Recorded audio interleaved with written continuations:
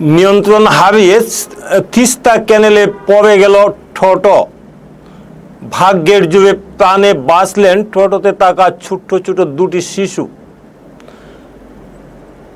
ঘটনাটি রবিবার সকালে শিলিগুড়ি সংলগ্ন ফুলবাড়ি তিস্তা ক্যানেলের পুঁটিমারি এলাকায় ঘটেছে।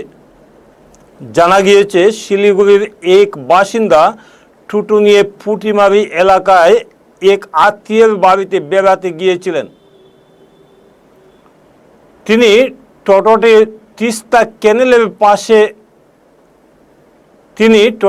তিস্তা ক্যানেলের পাড়ে দাঁড় করিয়ে রাখেন। এই টোটোতে বসে খেলছিল এলাকারই দুটি শিশু, কিন্তু টোটোতে লাগানো ছিল চাবি। শিশুরা চাবিটি দেখে ঘুরিয়ে দেয়, এতে টোটোটি হুড়মুড়িয়ে পড়ে যায় তিস্তার জলে। যদিও বুদ্ধির যুগে দুটি শিশু টোটো থেকে লাফ দিয়ে নিজেদের জীবন বাঁচায়, কিন্তু মুহূর্তের মধ্যে টোটোটা তিস্তার জলে ডুবে যায়।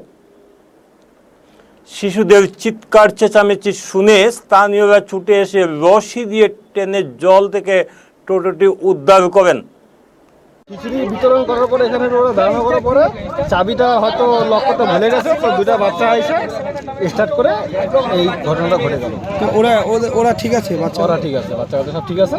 গাড়িটা ওখানে উঠে গেল। কি করে পড়লো? ওই যে বাচ্চা দুটো ছিল। কার গাড়ি?